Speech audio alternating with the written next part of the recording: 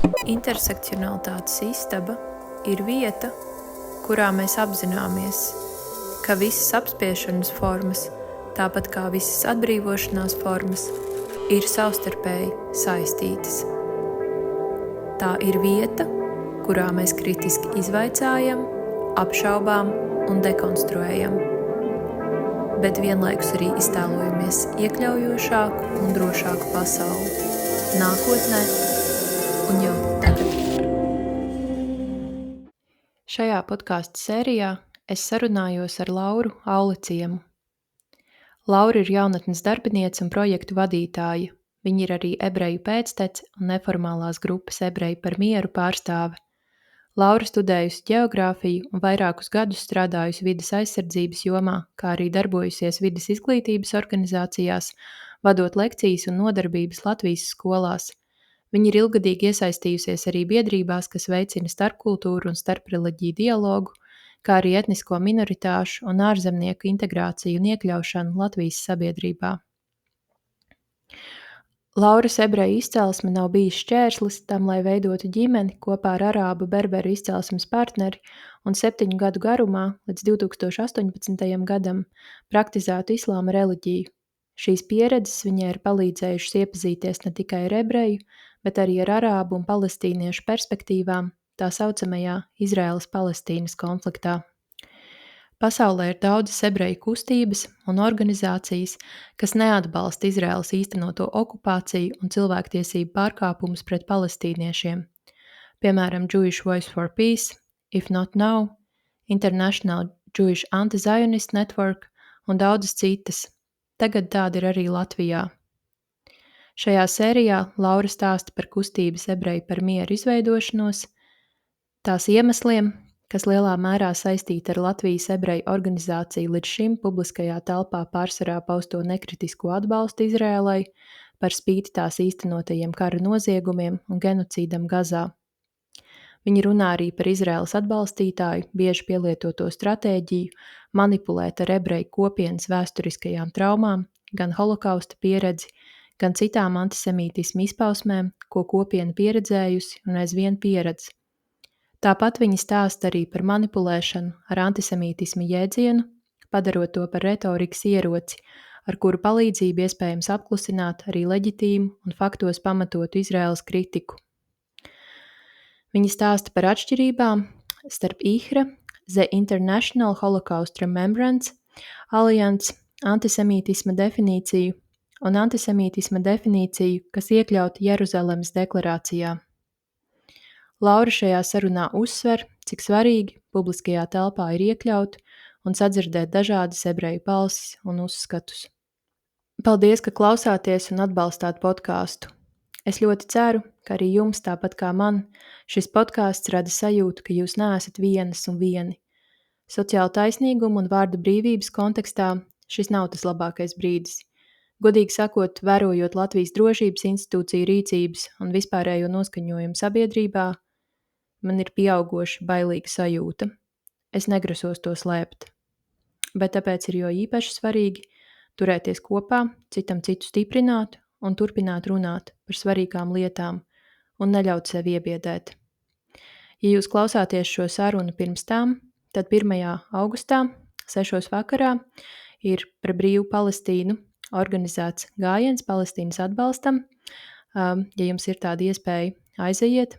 Es pati to nevarēšu apmeklēt, jo būšu jau sen plānotā dažu dienu atpūtā ārpus Rīgas, bet ja jūs klausāties šo ierakstu pēc tam, es ļoti ceru, ka jūs esat drošībā. Un ja jums ir tāda iespēja, jūs varat atbalstīt to, ko es daru caur Patreon vai ar vienreizēju ziedojumu.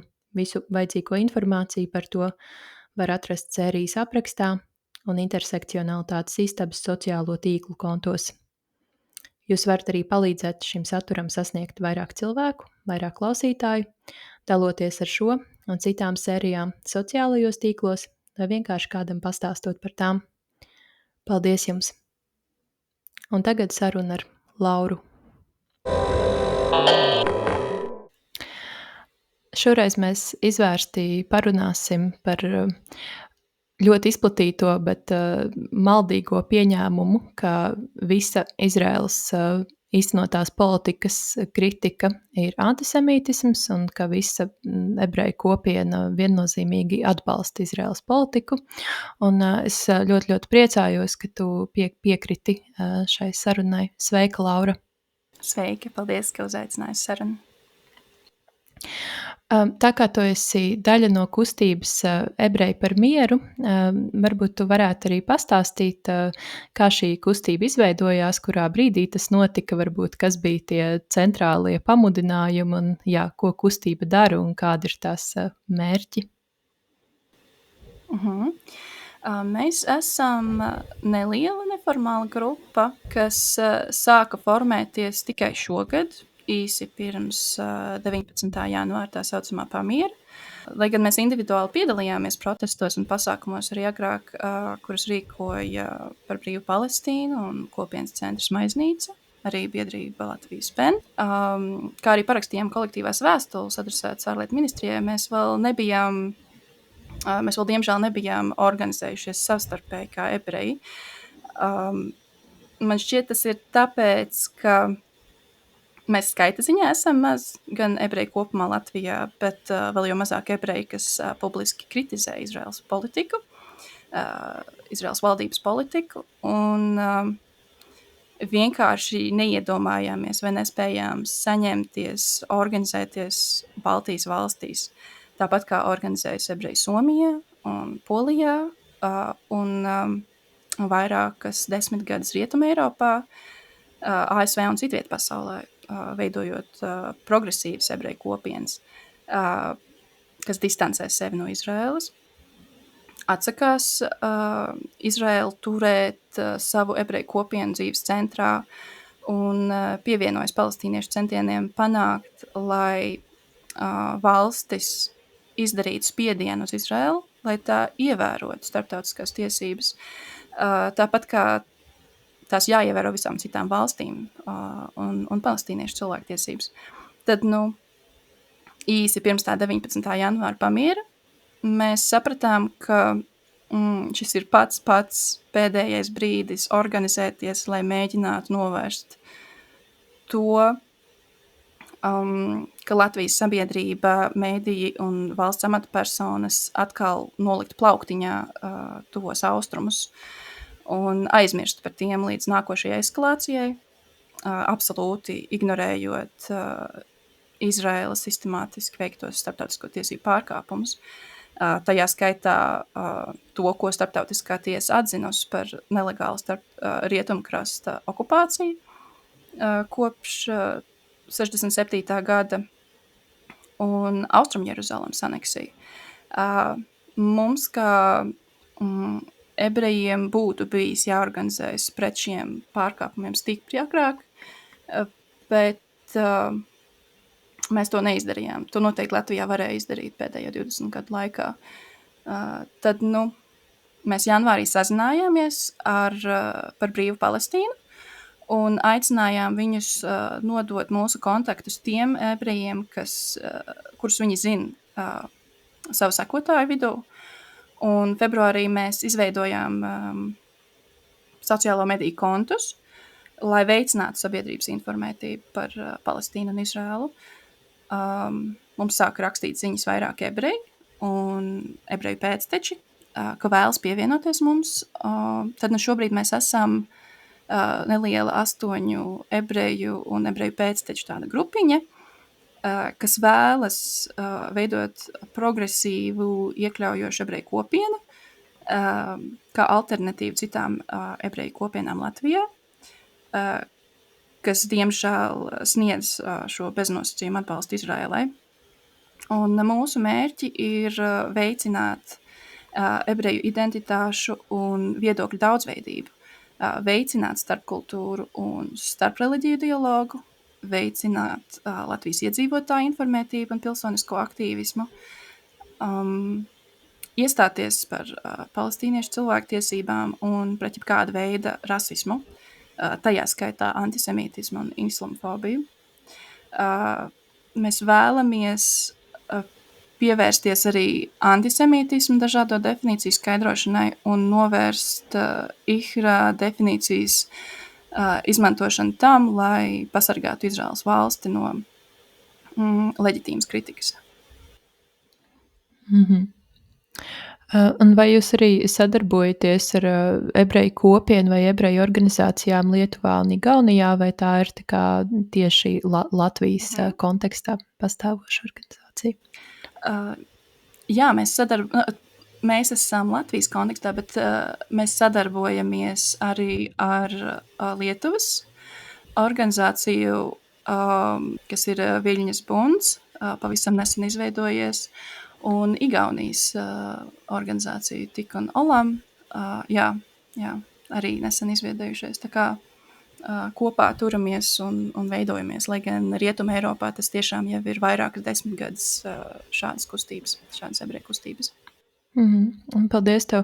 Jā, es tev tieši arī par šo gribēju pajautāt, tieši par varbūt tiem vēsturiskajiem iemesliem vai kultūras iemesliem, kāpēc tā situācija ir izveidojusies tāda, ka tieši Latvijā ebreju kopiena, un es tagad domāju, varbūt, protams, ir gan organizācija, kuru tā dēvē, gan arī kopiena plašākā nozīmē, vismaz publiskajā telpā līdz šim ir ļoti atbalstījusi Izraēlu, un Latvijas ebreju kopiena ir arī vākusi ziedojumus Izraēlas armijas atbalstam, un jā, tas ir gandrīz tāds, kā jau tu minēji, pilnīgi bez nosacījuma atbalsts. Un, kāpēc tas tā ir, un vai tas patiešām arī nozīmē, ka ebreju kopiena Latvijā, tagad domājot nevis to organizāciju, bet tiešām kopienu, izņemot tad šos te 8 cilvēkus, kas apvieno ebrejus par mieru, patiešām arī atbalsta Izraēlu, vai tās varbūt ir tās skaļākās balsis, kas izskan publiskajā telpā, vai tev ir kādi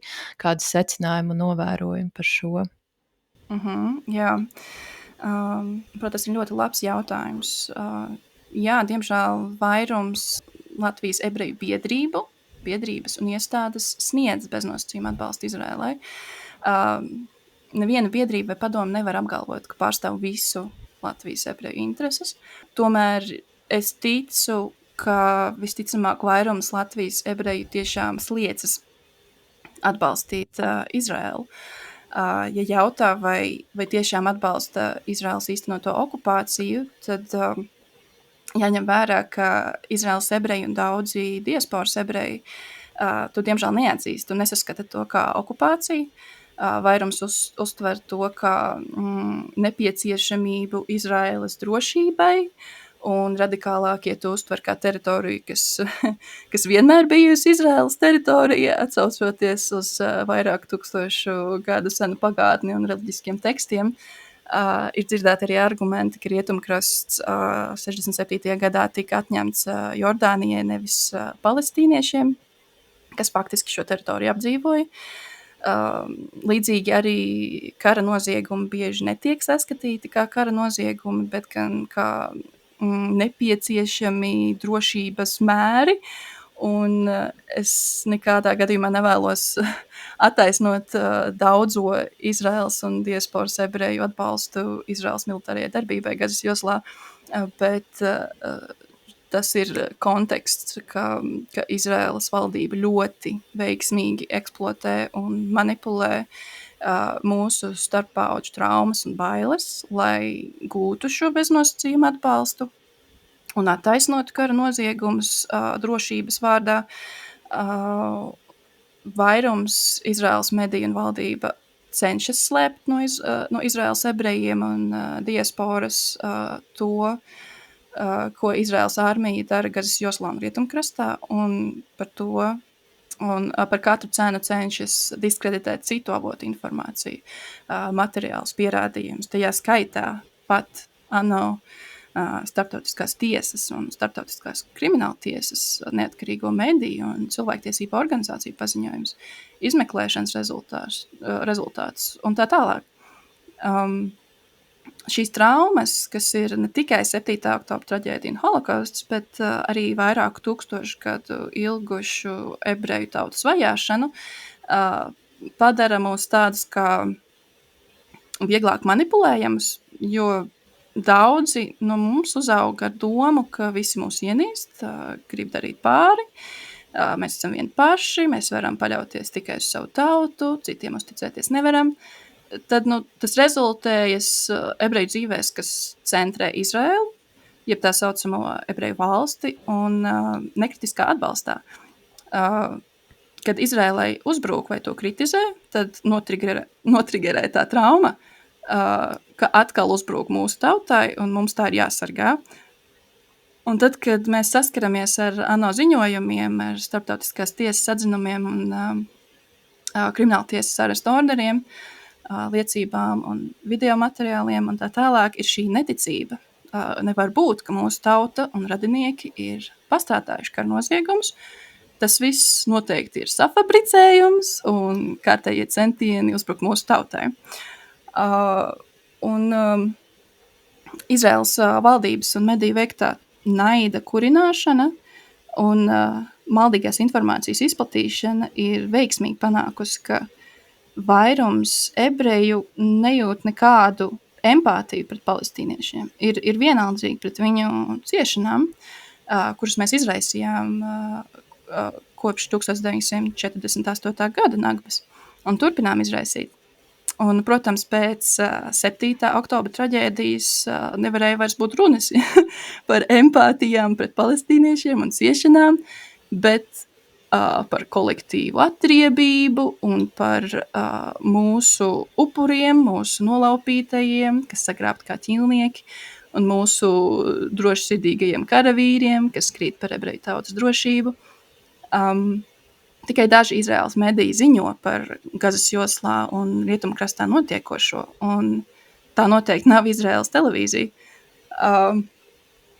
Es domāju, ka lielu lomu spēlē arī normalizētā palestīniešu un arābu dehumanizācija vairāku desmitgažu garumā, kas attiecas pret visiem palestīniešiem kā pret apdraudējumu, kā zemēkas šķiras cilvēkiem, kas ir nejūtīgi, ļauni, agresīvi, barbari pēc būtības un kur dzīvības ir mazvērtīgas, nevis apspiestiem cilvēkiem, kuriem Izraēla turpina liekt tiesības uz pašnoteikšanos, dzīvo zem Izraēlas okupācijas Rietumkrastā un Austrum Jeruzalemē, zem blokādes Gazas joslā, piedzīvo sistemātisku Izraēlas armijas un setleru vardarbību, kas iznīcina privāti īpašumus un beidzas arī letāli, visbiežāk bez vainīgo saukšanas pie atbildības.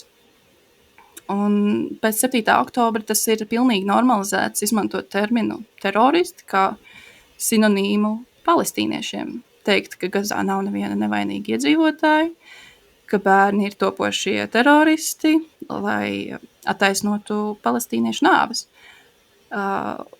Nevienam nerodas jautājumu vai šaubas, kad Izraēlas armijas runas persona paziņo, cik teroristi nogalināti šodien Gazas joslā vai Rietumkrastā. Ebreju vidū ir tendence būt šiem spēcīgiem aizspriedumiem pret palestīniešiem, arābiem un musulmaņiem kopumā. Ir plaši izplatīts mīts, ka musulmaņu svētie raksti aicinot nogalināt ebrejus, kas nav taisnība. Tas ir interpretācijas, līdz ar to tiek trigerētas un eksploatētas šīs ebreju bailes un traumas. Un esmu pārliecināta, ka tie, kas sniedz nekritisku beznosacījumu atbalstu Izraēlai, no sirds tic, ka dara labu darbu ebreju drošības labad. Visticamāk arī tie, kas pastrādā kara noziegumus Gazas joslā, tic, ka dara labu darbu, bet tas nemaina faktu, ka tiek pastrādāti kara noziegumi. Nu jā, tas ir tāds paradoks, kas ir diezgan šausmīgs arī to tā ieliekot vārdos. Jā, mēs jau arī bieži redzam tās reakcijas, kas ir bijušas, ko ir sastapušies gan par brīvu Palestīnu aktīvisti, gan arī, arī Latvijas PEN nedaudz, un es arī tev gribēju pajautāt, kā tev varbūt personiski un arī kustībai kopumā, kāda tā pieredze vai varbūt atgriezeniskā saite ir bijusi Latvijas sabiedrībā pēc tam, kad jūs uzsākāt publiski runāt pretī šiem te, mēdījos dominējošajiem naratīviem, vai tas neizsauca kaut kādu naida vilni, vai gan jau, ka izsauca, es varu minēt, bet jā, kāda ir varbūt, kāda ir tā pieredze un sajūtas pēc šīs, es nezinu, iznākšanas publiskajā telpā?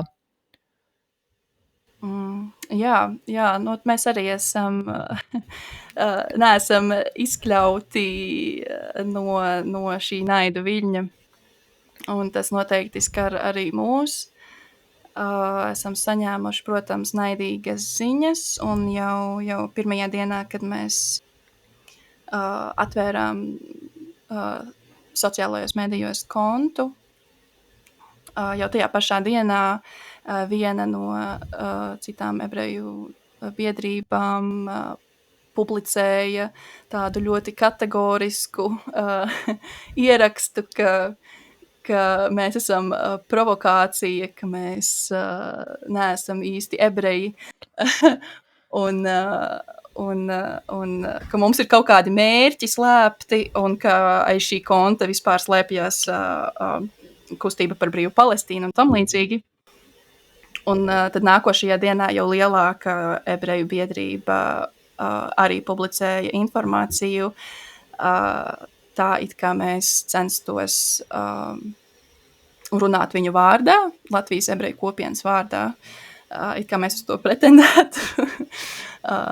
Un tātad uztvēr diezgan asi, un ir arī saņemti draudi. Man personīgi ir bail, bet es saprotu, ka tas tiek vērsts pret visiem, kas uzdrošinās publiski kritizēt Izraēlas valsts politiku, runāt par okupāciju un palestīniešu cilvēktiesībām. Jā, biedējoši ir arī tas, ka it kā visu laiku publiskajā telpā tiek runāts par antisemītismu izpausmēm, un tad ebreju organizācijai vai kustībai tiek teikts, ka tie nav īsti ebreji, it kā tas nebūtu antisemītisks izteikums, savā būtībā. Un jā, tad kā mēs vispār saprotam ar šo vārdu, bet tā mēs droši vien vēl nonāksim vēlāk šajā sarunā.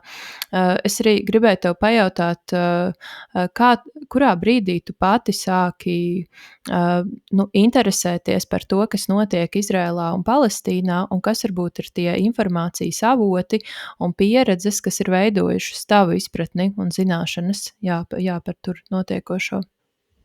Jā, man jāatzīstās, ka es esmu no tiem cilvēkiem, kas uzzināju par Rietumkrastā un Gazā notiekošo tikai kopš 2023. gada, tātad pēdējās šīs saucamās eskalācijas, es agrāk par to nezināju. Es biju dzirdējusi, ka ir tāds Palestīnas un Izraēlas konflikts, to es atceros, un es atceros, ka es mēģināju 2 reizes vienkārši ieguglēt un saprast, kas notiek. Jo parasti tad, kad mēs laikam meklējam, mēs cenšamies saprast kurš ir sliktais, kurš ir labais. Un es atceros, ka tad, kad es to meklēju, es nespēju saprast, man likās tas sarežģīti, un es nespēju saprast, kurš tad ir tas labais un kurš tad ir tas sliktais. Un tas vēl bija pirms, protams, 2023. gada. Un tad, protams, viss sākās, un es atceros, ir tāds YouTube kanāls H3, un tur vadītāji ir ebreji, amerikāņu ebreji, un viņiem bija diskusija, kur viņi diskutēja ar Hassan Piker, kurš ir tā kā Palestīnas solidaritātes aktīvists. Un es atceros, ka tas bija pirmais, ko es noklausījos, viņu diskusiju. Un Un tā bija ļoti vērtīga diskusija, jo tas bija tā kā starp... Tas bija ļoti, ļoti interesanti, un es daudz ko nesapratu, bet es sāku kaut ko uzķert. un tad es tā kā sāku... izveidojās arī par brīvu Palestīnu, un tas ļoti palīdzēja. Es sāku sekot, tas man palīdzēja arī uzzināt vairāk par palestīniešu perspektīvu, jo Izraēlas un ebreju perspektīva tā man jau bija skaidra, bet man nebija skaidra palestīniešu perspektīva. Un tas ļoti palīdzēja. Sāka parādīties tādi termini kā okupācija, etniskā tīrīšana, ar ko agrāk nebija saskaršanās. Par to vienkārši Latvijas medijos gan jau, ka runāja, bet ļoti maz. Un tā palēnām. Un tas pilnīgi ir tā ir tāda identitātes krīze kaut kādā brīdī, jo tas ir pilnīgi kaut kas jauns, pilnīgi pret to, kas tev ir mācīts, par ko tu esi uzzinājis no draugiem, radiem, ģimenes. Jā, tā ir tāda identitātes krīze. Un tāpēc mēs izveidojāmies, lai veicinātu šo ebreju identitāšu daudzveidību, lai būtu ne tikai šī iespēja būt kopienā, kas sniedz šo nekritisko atbalstu Izrēlai, bet ir tiešām iespēja paskatīties ar citām acīm uz šo situāciju. Jā. Tas nozīmē, ka tas, tā informācija, ar ko tu saskāries pēc jau 2023. gadā, ka tas bija tā kā, pilnīgā pretrunā tam, ko tu biji zinājusi iepriekš, un tu jau arī minēji, ka tu esi pāris reizes pirms tam mēģinājusi tā kā iegūglēt par Izraels un Palestīnas konfliktu, bet kas varbūt bija tie informācijas avoti pirms tam, pirms tā 2023. gada, un es domāju, vai tā kopiena, ģimene, draugi, kura, tā kā, vai kaut kāda kopējā audzināšana arī ir bijusi tāda izteikti pro-izrēliska, vai arī tas drīzāk ir bijis tā, ka tur vienkārši par to īsti netiek runāts, un tad nav tā kaut kādas informācijas bāzes. Es vienkārši iztēlojos, ka tur var būt divas iespējas, ka vai tu neko īsti par to nezini, un tad tev ir tā kā pilnīgi jauna informācija, vai arī kaut kādas ļoti spēcīgas pārliecības, kuras tad nākas tā kā dekonstruēt un pilnīgi nojaukt un uzbūvēt no jauna kaut ko citu. Jā, manā situācijā ir bišķi citādāk nekā maniem kolēģiem, tāpēc, ka man nebija, es ģimenē tiku audzināta ārpus šīs ebreju kopienas, mēs neapmeklējām šīs biedrības, mums nebija tik stingra šī pārliecība, jā, man tas nebija tik ļoti no vecākiem. Protams, vecāki sliecās atbalstīt Izraēlu, bet nav tā, ka būtu ģimenē šī krīze, vai tas manā gadījumā nav. Bet, teiksim, ir man citi kolēģi mūsu grupiņā, kuriem ir citādākas pieredzes, kuriem tas tika nodots un, no ģimenes un radiem. Un tieši šī pārliecība, ja, ka tā ir tā dzīve, kas tiek centrēta ap Izraēlu, ja, kā ebreju valsti, un tad ir arī tā, ka vairs ka ir šie strīdi ar ģimeni un vairs nerunā, ja, ģimenes savā starpā saistībā ar šiem pēdējiem notikumiem 21 mēnešu laikā un arī pirms tam par okupāciju, kāpēc mēs to nezinājām, ko visticamāk arī vidējais Latvijas iedzīvotājs var jautāt, kāpēc, ka daudz vienkārši nezin par okupāciju. Protams, jā, ka tas nāk, bet vairāk mēs esam ļoti tāda sekulāra grupa. Protams, mēs aicinam arī praktizējošus ebrejus pievienoties, bet mēs esam vairumā bijuši audzināti ārpus biedrībām. Mēs neesam gājuši, mācījušies ebreju skolā. Daļa no mums ir apmeklējuši nometnītes ebreju un visādas pasākums, bet mēs neesam bijuši tik ļoti cieši saistīti, un varbūt tāpēc mums ir vieglāk kritiski paskatīties uz Izraēlu, Izraēlas darbībām. Jā, tad, kad es domāju par, vai vispār tā kā vēroju to debati publiskajā telpā, un jā, tieši to arī rodas tas jautājums, es domāju, gan ebrejiem, gan arī pārējai sabiedrības daļai, kāpēc mēs par to nezinājām, kas ir absolūti pamatots.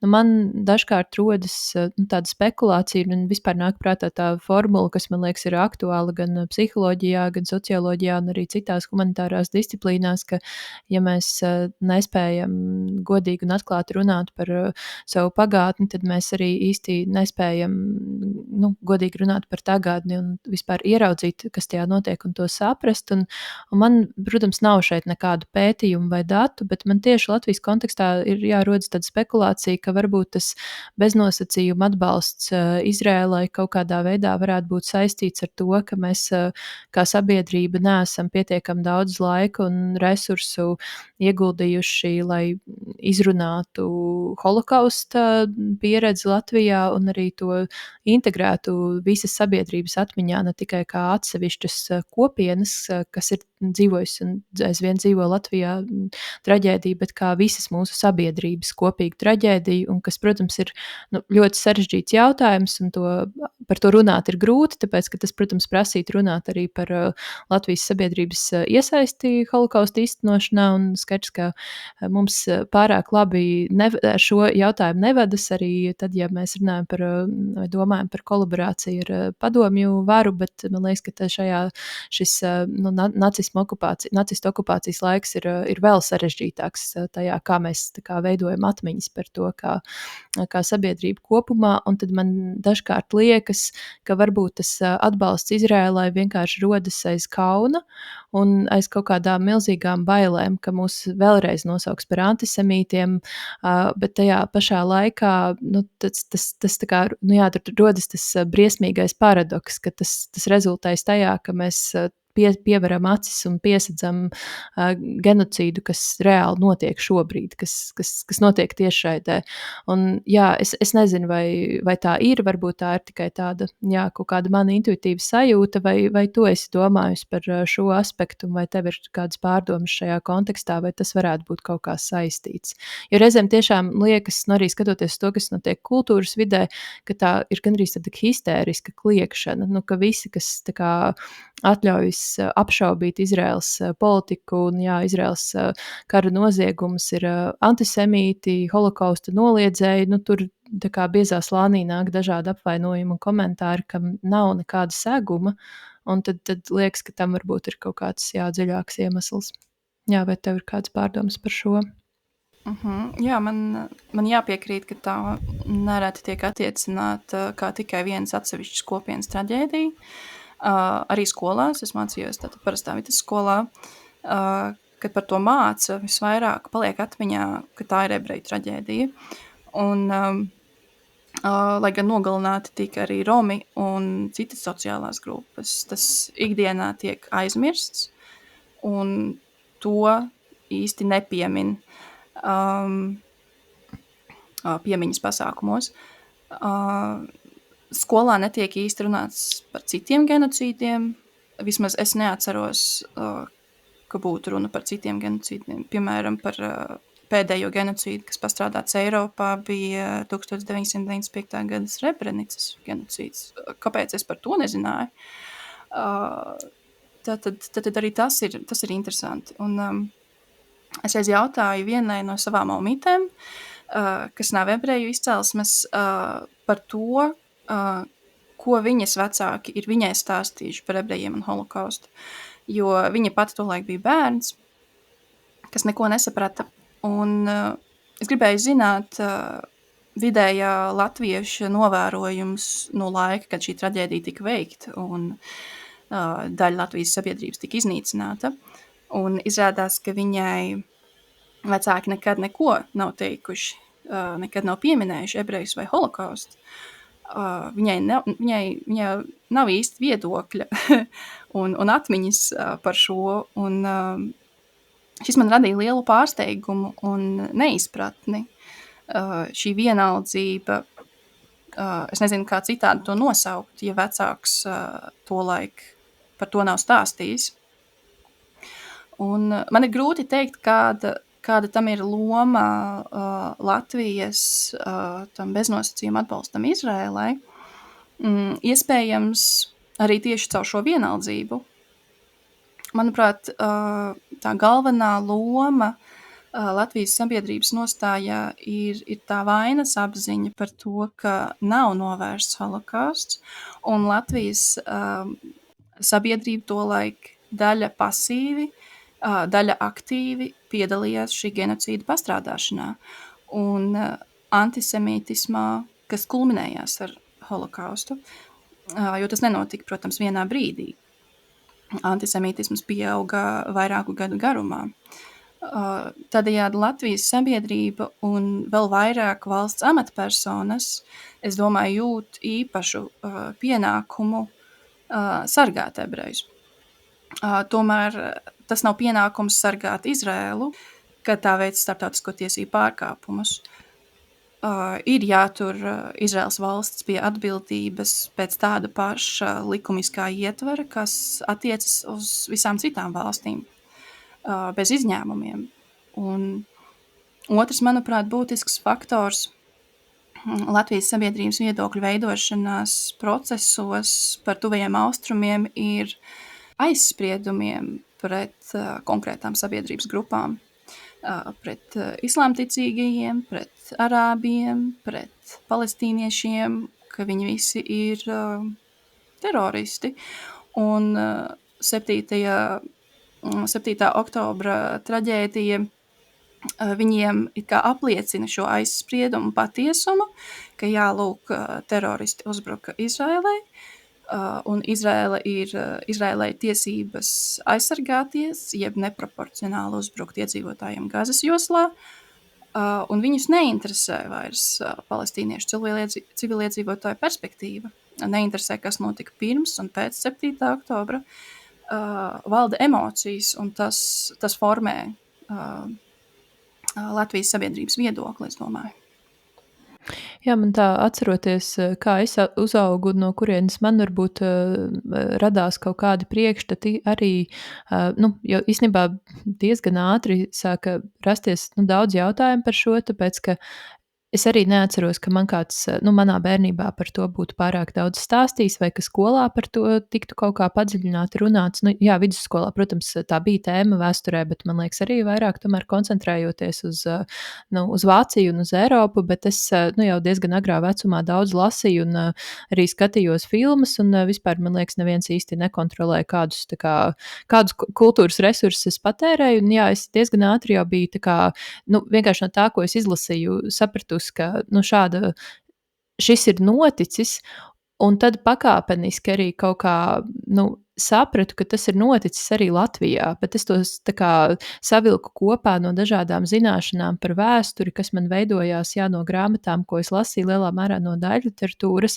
un kaut kādām filmām, ko es skatījos, un tad būvējot kopā ar to, ka es zināju, ka jā, arī Latvijā ir bijusi nacistu okupācija, tad tajā laikā citur ir noticis holokausts, tad holokausts ir noticis arī Latvijā, un tas tā ļoti pakāpeniski notika, un tad, kad es aptvēru kaut kādā brīdī vispār šīs traģēdijas mērogu un arī šīs traģēdijas mērogu Latvijā, tad arī man bija ļoti daudz jautājumu par to, kāpēc mēs par to nerunājam daudz vairāk. Ka tas nav kaut kas, kas ir noticis tikai citur, tā kā citur Eiropā, citās valstīs. Un, jā, man liekas, ka pēdējos gados tas varbūt ir nedaudz mainījies arī ar dažiem latviešu literatūras darbiem, kas to ir, kas kaut kādas diskusijas ir atvēruši plašākas sabiedrībā par šo, vai filmām, vai kaut kādiem vēl notikumiem, bet man liekas, ka ilgstoši par to ir ticis ļoti, ļoti maz runāts.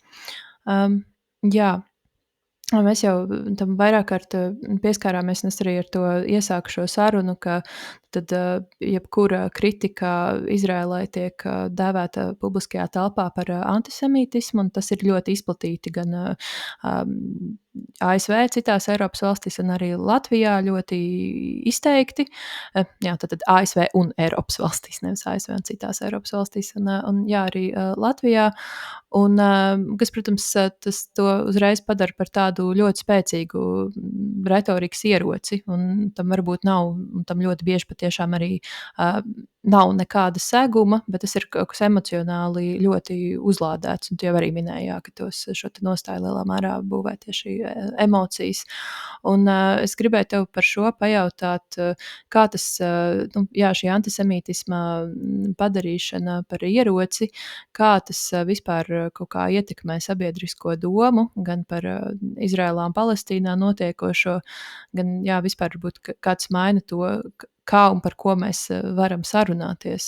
Es arī brīžiem domāju, vai tas arī kaut kā neapgrūtina iespēju sarunāties par reāliem antisemītisma gadījumiem, jo skaidrs, ka antisemītisms eksistē, tikai tas varbūt nav tas, kas šobrīd tā tiek apzīmēts publiskajā telpā. Jā, es piekrītu. Apsūdzības antisemītismā ir ļoti efektīvs rīks, kā pasargāt Izraels valsts no leģitīmas kritikas. Antisemītismam ir vairākas definīcijas, un Latvijā un Eiropas Savienībā pieņemta tā saucamā IHRA definīcija, International Holocaust Remembrance Alliance, jeb starptautiskās holokausta piemiņas alianses definīcija. Latvijā pieņemta tikai nesen, 2023. gada aprīlī, un Eiropas Savienībā pieņemta 2017. gadā. Un šī definīcija ir diezgan problemātiska. Praksē tā ierobežo pilsoniskās kustības, kas iestājas par palestīniešu cilvēktiesībām un vēlas panākt, lai Izraela ievērotu tos pašus likumus un starptautiskās tiesības, tāpat kā citas valstis. Rezultātā ir tas, kas notiek šobrīd. Cilvēki Latvijā baidās izteikt publiski viedokli ar leģitīmu kritiku pret Izraēlu un ebreju iestādēm. Baidās tikt nosaukti par antisemītiem vai terorismu atbalstītājiem. Baidās, ka tiks saņemtas sūdzības no policijas un drošības dienesta. Baidās par to, kā tas ietekmēs karjeru vai attiecības ar līdzcilvēkiem. Bet tas ietekmē ne tikai vidējo Latvijas iedzīvotāju, bet arī mēdījus un valsts amatpersonas un viņu attieksmi un tālāk jau valsts oficiālo nostāju. Ir svarīgi, lai apsūdzības antisemītismā netiktu izmantotas kā rīks Izraēlas sargāšanai no leģitīmas kritikas, jo tādējādi ne tikai tiek pieļauti brutāli starptautisko tiesību pārkāpumi, un mēs topam tajā līdzvainīgi, un tiek ierobežot tāda demokrātiska procesa, kā jebkuras valdības izvēlētās politikas kritizēšana, bet arī tāpēc, ka šāda netaisnība var veicināt bezcerības sajūtu un radikalizāciju, kā arī vēl vairāk asociē ebrejus ar Izraēlu un tās pastrādātiem kara noziegumiem. Kā rezultātā ebreji visā pasaulē saskaras ar pieaugušiem reāliem, taustāmiem antisemītismu riskiem, tā kā tu teici. Un mums ebrejiem un arī Izraēlas atbalstītājiem ir svarīgi saprast, ka ebreju drošība ir cieši saistīta ar palestīniešu drošību un arī ar citu minoritāšu drošību.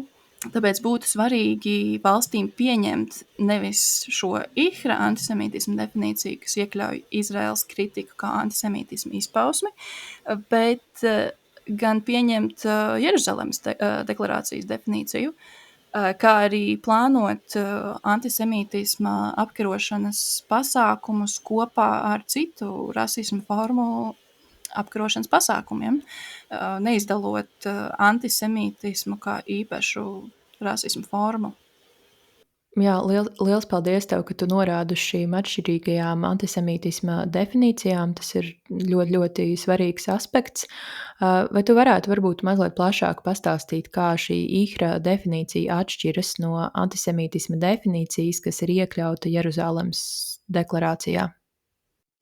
Jeruzalemes antisemītisma deklarācija 2021. gadā radīja vairāk kā 200 akadēmiķi, kuru ekspertīze ir antisemītisma, holokausta, jūdaisma un tuvo austrumu studijas.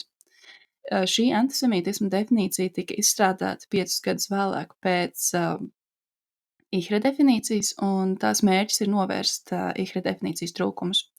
Piemēram, IHRA antisemītisma definīcija ir ļoti vispārēja un plaši interpretējama. Tā sniedz 11 antisemītisma piemērus, no kuriem 7 iekļauj piemērus par Izraēlu. Tiek norādīts, ka daļa kritikas pret Izraēlu ir antisemītisms, bet faktiski šī plaši interpretējumā definīcija rezultējas nepamatotā vārda un pulcēšanās brīvības un palestīniešu cilvēktiesību kustību apspiešanā. Netiek sniegti piemēri par to, kas nav antisemītisms, tādējādi netiek novilktas skaidras robežas starp to, kas ir antisemītisms un kas nav, kā arī statistika par antisemītismu valstīs, izglītības iestādēs, nevalstiskajās organizācijās, kas adaptējušas IHRA definīciju, rada jautājumus un neskaidrības, cik liela daļa no šiem antisemītisma incidentiem ir īsts antisemītisms un cik liela daļa ir leģitīma kritika pret Izraels valsti. Tieši tāpēc, ka šī definīcija ir tik plaši interpretējama. Savukārt, Jeruzalemes deklarācijas antisemītisma definīcija ir akadēmiska rokas grāmata, kas skaidri definē antisemītismu, reizē sargājot vārda brīvību Palestīnas un Izraels kontekstā. Tas sniedz 15 piemērus, 5 piemēri par to, kas ir antisemītisms, 5 piemēri par to, kas nav antisemītisms, un 5 piemēri, kas ir vai nav antisemītisms atkarībā no konteksta. Tiek norādīts, ka kritika pret Izraēlu, kas līdzinās kritikai pret citām valstīm, nav antisemītisms, ka boikoti, anticionisms un atbalsts palestīniešu tiesībām pēc savas būtības nav antisemītisms. Tajā pašā laikā tiek norādīts, ka, piemēram, antisemītisms ietver ebreju kolektīvu vainošanu par Izraels rīcību. Tātad šī definīcija arī veiksmīgi nodala ebreju identitāti no Izraels, kamēr IHRA definīcija veids pretējo, tādējādi vēl vairāk apdraudot ebrejus un veicinot antisemītismu pasaulē.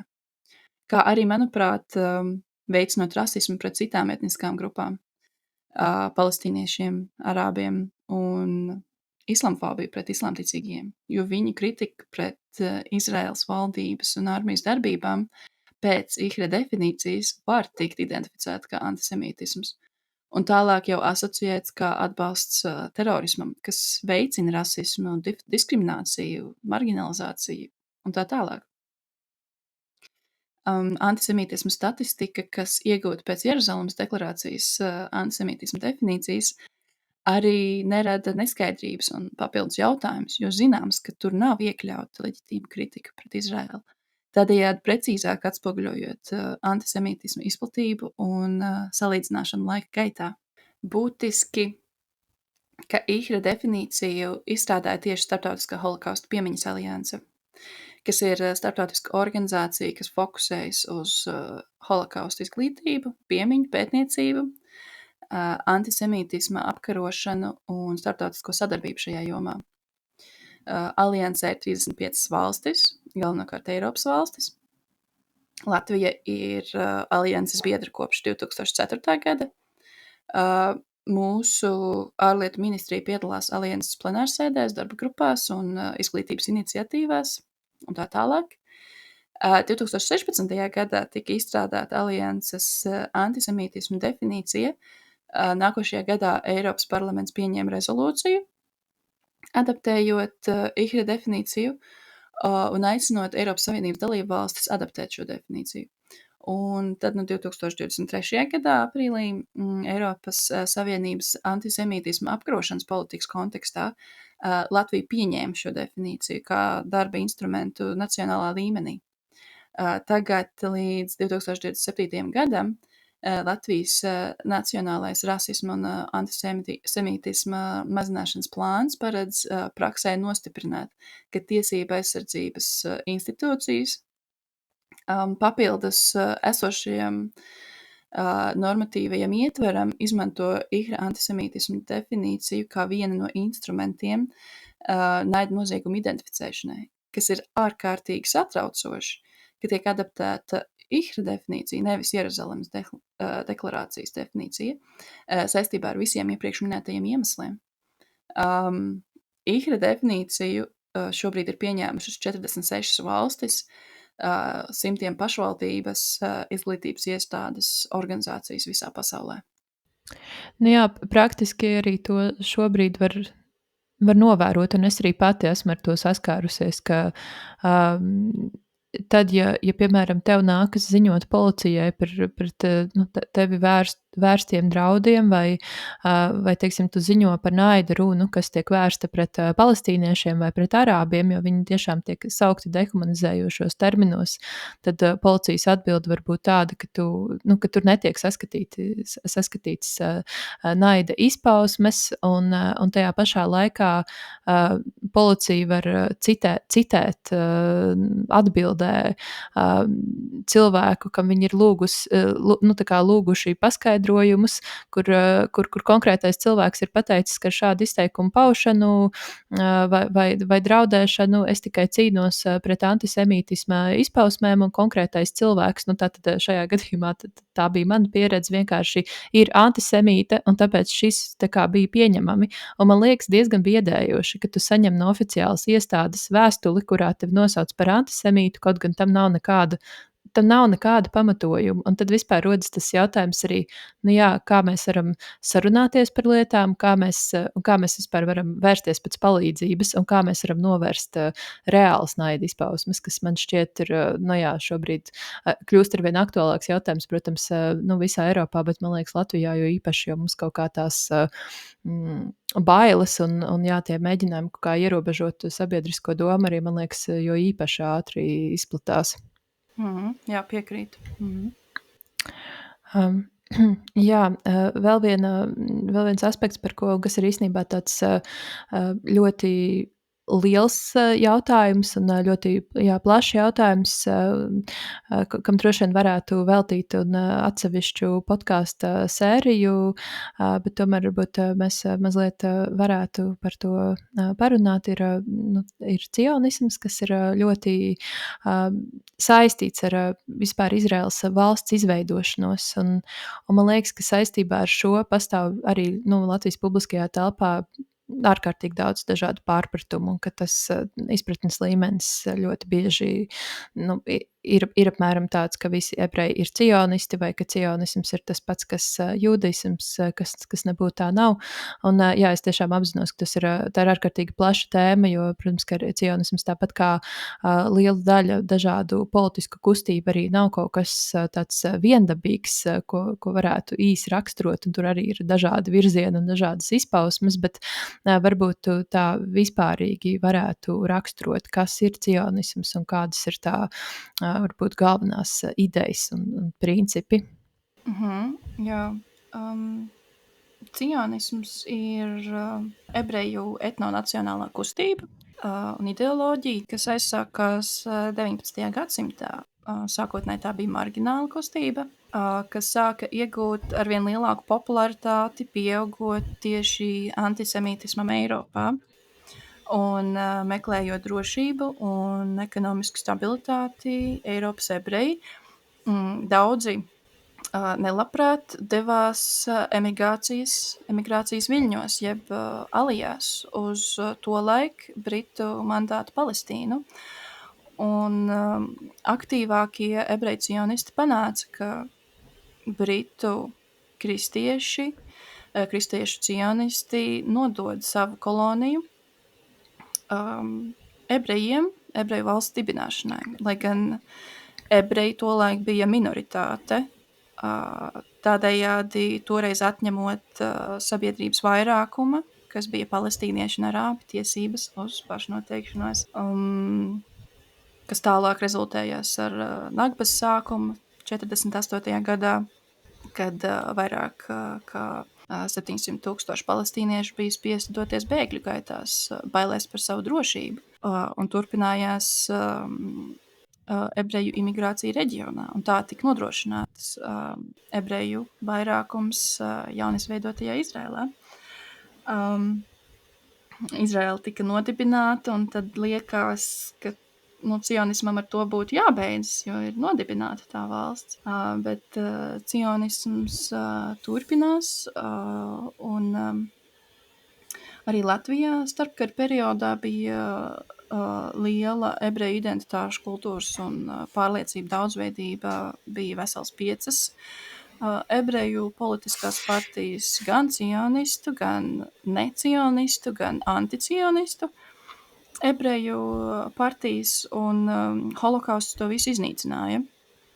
Tie, kas izdzīvoja un līdz šim bija necionisti, kļuva par cionismu atbalstītājiem, jo gāja runa par ebreju tautas izdzīvošanu. Un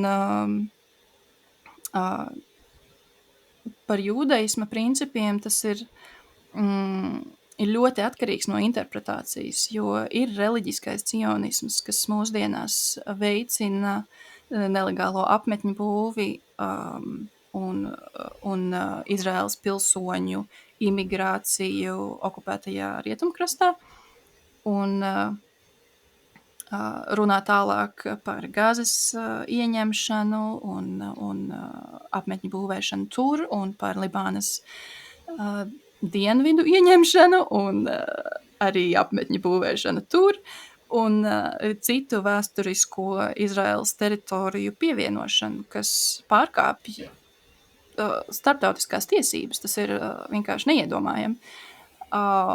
Un ir diezgan daudzi noziegumi Rietumkrastā tiek attaisnoti ar reliģisko cionismu.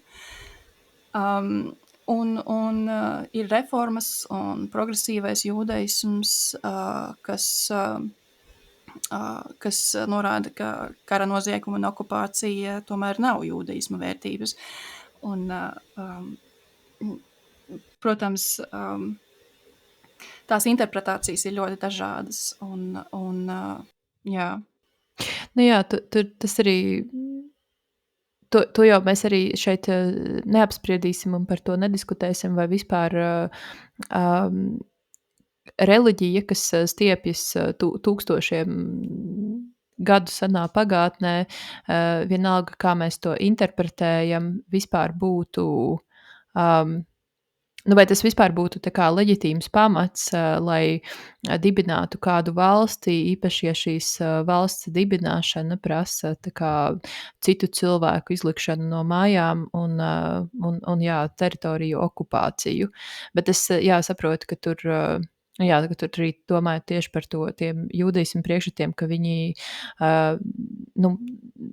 var tikt interpretēti ļoti atšķirīgi. Proti, tas vēstījums, kad ebreji varēs atgriezties Izrēlā, un vai tas notiks tikai pēc Mesijas atnākšanas, vai tas var notikt jau tagad. Bet skaidrs, ka tas viss ir tā ļoti neviennozīmīgi. Bet tad, tā kā, laikam, varbūt arī tas vēstījums, ko svarīgi saprast, man liekas, ka ne visi ebreji, kā jau tu minēji, ir cionisti, un tāpat arī tu minēji arī tādu jēdzienu kā kristiešu cionisti. Tas nozīmē, ka cilvēkam nav jābūt ebrejam, lai viņš varētu būt cionists, vai ne? Jā. Arī par ASV, piemēram, lielākā cionistu kustība ir tieši kristiešu cionisma kustība. Un tas vispār ir ļoti, ļoti interesants fenomens. jo Christians United for Israel, šī organizācija, kas pārstāv 10 miljonus kristiešus, viņi ļoti aktīvi lobē par Izraēlu un par ebreju imigrācijas turpināšanu Izrēlā. Un ļoti, ļoti interesants fenomens patiešām. Sevišķi tāpēc, ka kristiešu cionisms manā izpratnē ir ļoti antisemītisks, arī vēsturiski ļoti antisemītisks, un arī tā motivācija ir ļoti atrauta, manuprāt, no realitātes, ka tas tiek darīts un attaisnots ar to, lai ebreji atgrieztos Izrēlā un tas sāktu pasaules galu un tā tālāk, kas paredz arī ebreju iznīcību un izņemot dažu izredzēto, kas konvertētos uz kristietību un tā tālāk. Tas ir ļoti interesants fenomens un būtisks faktors, kas arī mūsdienās, kam ir liela loma. Jā, es arī tajā varbūt neesmu tā ļoti iedziļinājusies, bet šis man likās tiešām ļoti interesants faktors, ka tā ir tā, varbūt tāda ļoti būtiska atšķirība, ka šie kristiešu cionisti vēlas to ebreju atgriešanos Izrēlā, tāpēc, ka jā, tas, kā jau saka, tuvinās pasaules galu un Jēzus otro atnākšanu, bet tas nozīmē, ka ebreji jau tā kā pēc viņu priekšstatiem nenonāks debesīs, ja vien viņi ja vien viņi nekonvertēsies kristietībā, kas arī tad ir, interesanti, ka it kā tur visas šīs, es tās tomēr sauktu par radikālām grupām, savstarpēji spēj sadarboties, it kā šīs okupācijas turpināšanai un jaunu teritoriju sagrābšanai, bet patiesībā viņi arī tās savstarpējās motivācijas tomēr tajās iedziļinoties un viņas saprotot šķiet vispār fundamentāli atšķirīgas vai tā kā konfliktējošas. Un jā, protams, ir interesanti, kā tas sasaistās vienkārši ar politiskiem motīviem. Un, jā, es nezinu, vai Trumps uzskata sev par kristīgo cionistu, vai viņu vienkārši interesē, ko varētu izdarīt Gazas teritorijā, un jā, kā tas viss ir tā kā ļoti savijies kaut kādā gan arī neatšķetināmā tādā lielā kamolā. Jā, vēl tāds varbūt jau tuvojoties noslēgumam, es gribētu varbūt pašķitināt tādu provokāciju, kas diezgan bieži izskan tajā brīdī, tad, kad tu sāc dalīties ar resursiem publiskajā telpā par to, kas notiek Gazā, par to, kas notiek Rietumkrastā, jā, par to, ka Izraēla īsteno okupācija, ka tur ir apartīda valsts, vai to kaut kā kritizēt vai apšaubīt, tad ļoti bieži tas, tas pat nav arguments, bet tas, kas tiek likts pretī, vienkārši izskan jautājums, bet pasaka, kā tev liekas, vai Izraēlas valstī, tavuprāt, ir tiesības eksistēt vai nē, un skaidrs, ka tā arī ir, Tas, kā es to saredzu, ir vienkārši mēģinājums novērst uzmanību no tā, kas ir būtiski, proti, no tā, ka notiek genocīds, un būtu nepieciešams panākt, lai tas pēc iespējas ātrāk tiktu pārtraukts. Un tāpat arī tas ir tas antisemītisma padarīšana par ieroci. Tu it kā aktualizē to, ka notiek kara noziegumi un ka kaut kas būtu jādara, lai tos novērstu, bet beigās tu esi tas sliktais.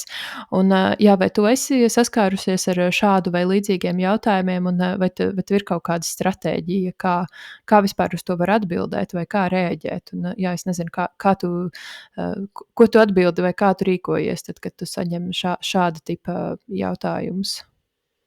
Man šķiet, uz šo jautājumu izcili atbildēja Frančiska Albanēze, ANO eksperte okupēto palestīniešu teritoriju un Izraēlas jautājumos. Kad pagājušajā gadā novembrī viņai kāds žurnālists jautāja, vai jūs ticat, ka Izraēlā ir tiesības eksistēt? Un viņa atbildēja, ka Izraēla jau eksistē, tā ir atzīta ANO dalībvalsts, un tālāk viņa skaidroja, ka iedzīvotājiem ir tiesības demokrātiskos procesos valstis apvienot vai sadalīt. Un tādējādi starptautiskajās tiesībās nav tādas koncepcijas kā valstu tiesības eksistēt, bet starptautiskās tiesības paredz cilvēku tiesības eksistēt un paredz tiesības uz pašnoteikšanos. Tas ir tas, ko viņa teica.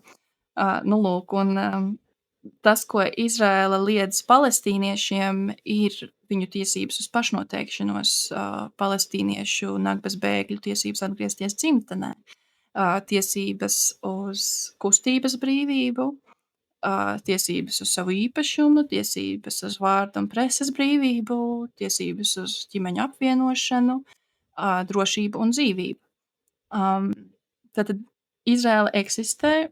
Izraēlai nav eksistenciāla draudu, lai gan cenšas pārliecināt par pretējo.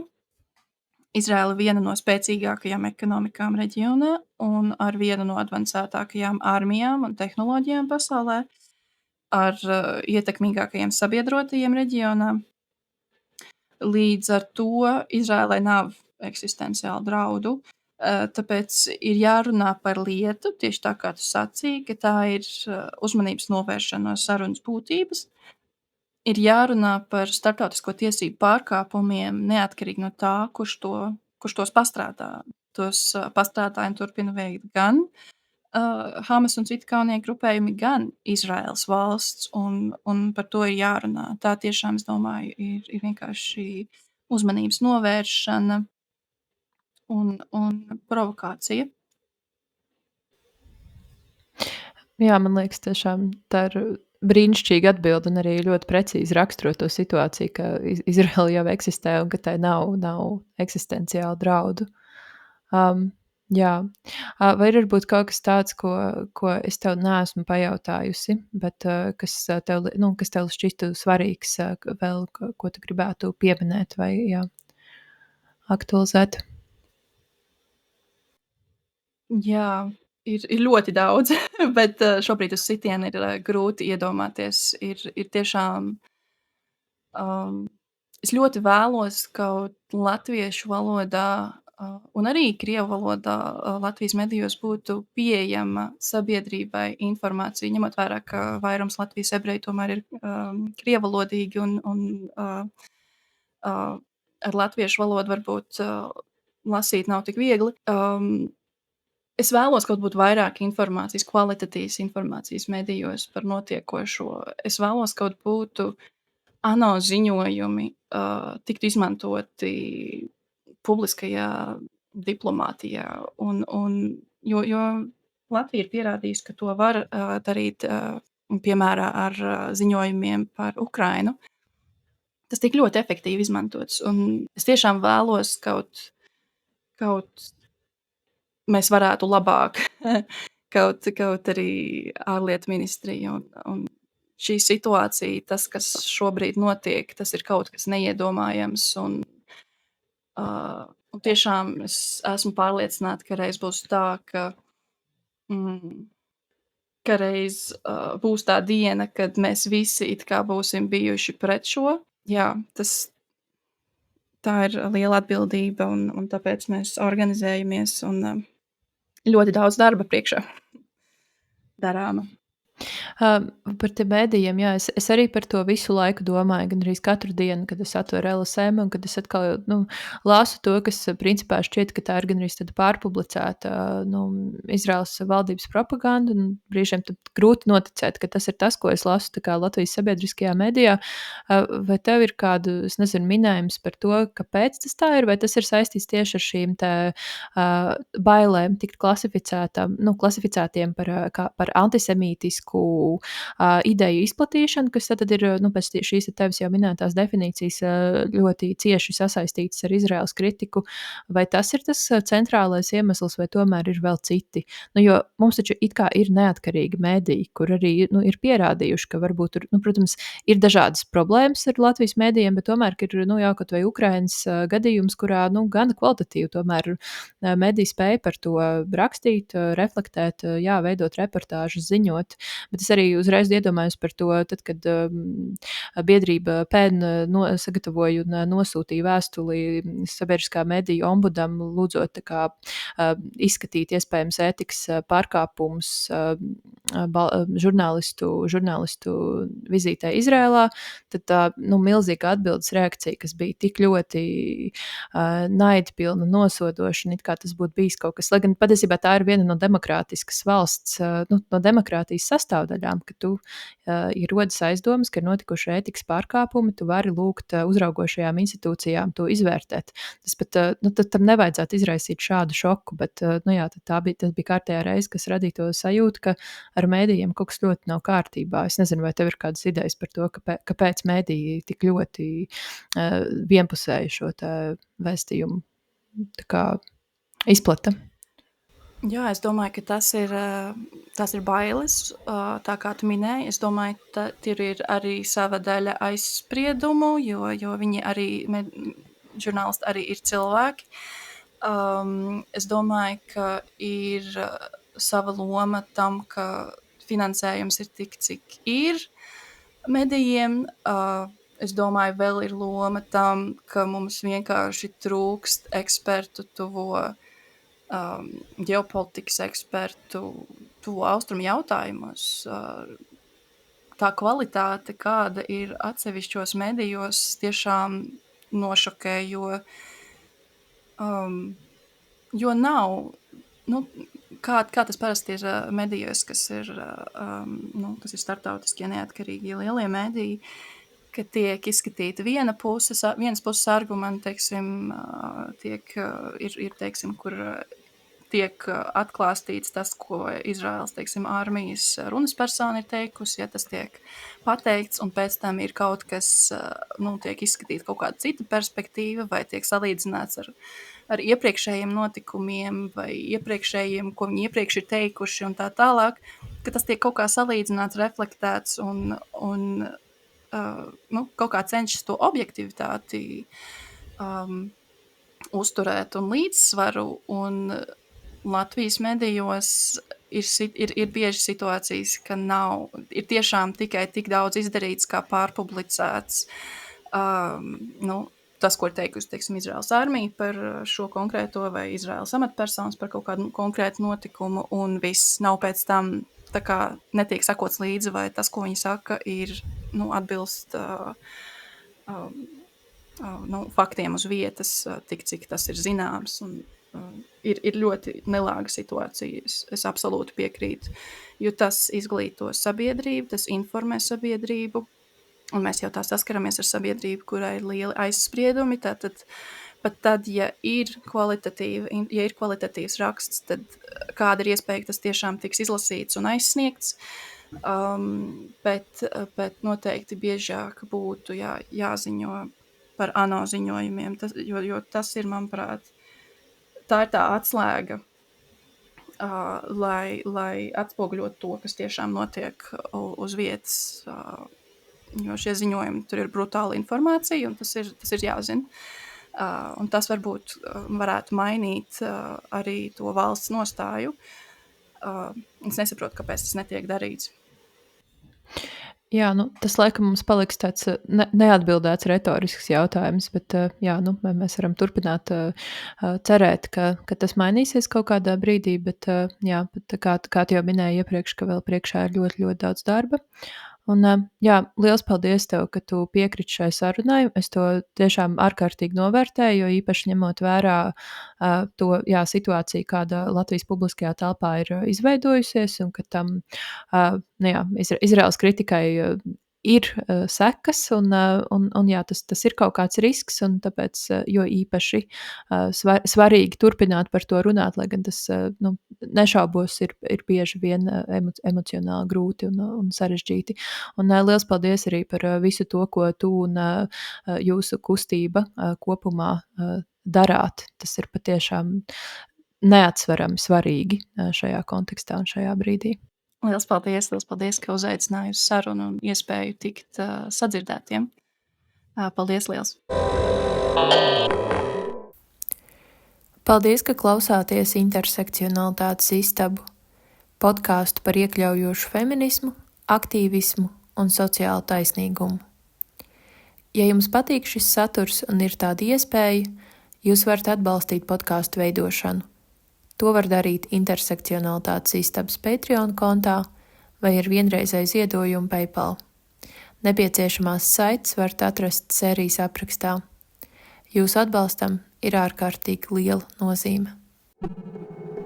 Podkāstu Intersekcionalitātes istaba veido Katrīna Rudzīte, montē Karīna Ieškiņa un mūziku veido Gundaga Graudiņa.